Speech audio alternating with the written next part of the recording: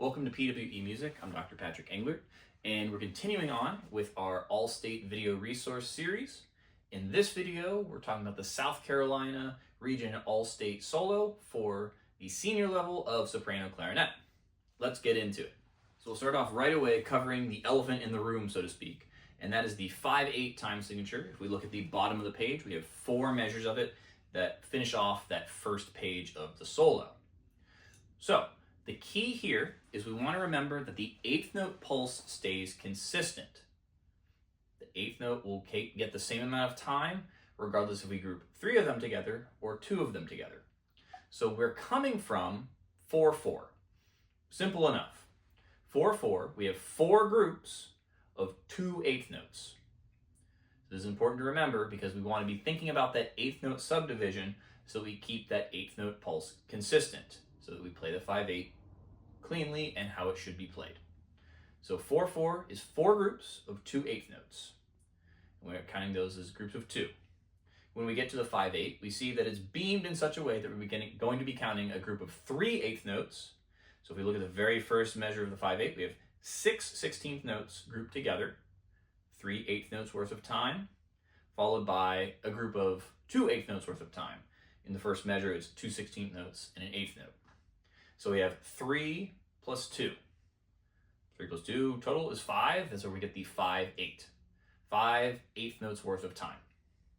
So if we're going along keeping that 8th note pulse consistent, that big beat of 3 is going to feel like a dotted quarter notes worth of time or 3 8th notes worth of time. And then we have the 2, so we kind of get that off kilter 3, 2, 3, 2 feel. So how are we going to count this more accurately than just trying to rely on ourselves? We put our metronome on and we make the metronome click equal the 8th note.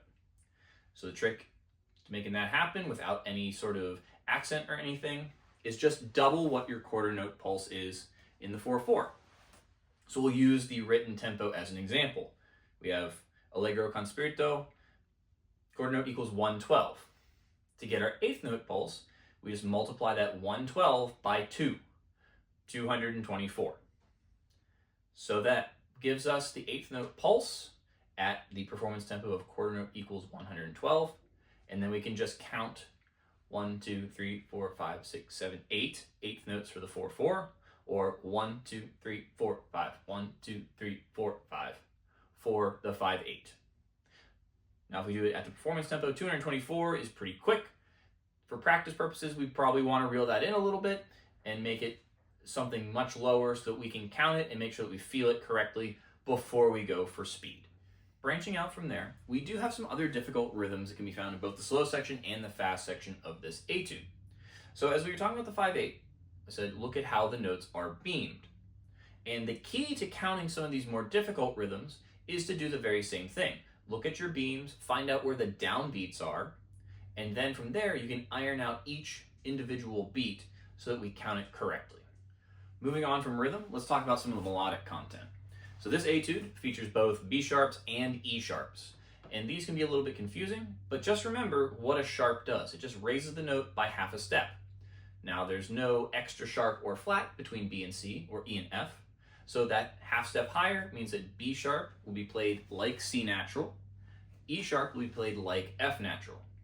And if you can, do your best to think of it as B sharp and E sharp. I know it's confusing at times and it can be alluring to think of it as the other note just to make it easier, but in the long run, it'll really help with your understanding of whatever piece it is you're playing, whether it's this or something else, and it'll help you keep everything a little bit better in order in your own mind if you can think of it as B sharp or E sharp. So remember, just to sum it up, B sharp we play like C natural, E sharp we play like F natural.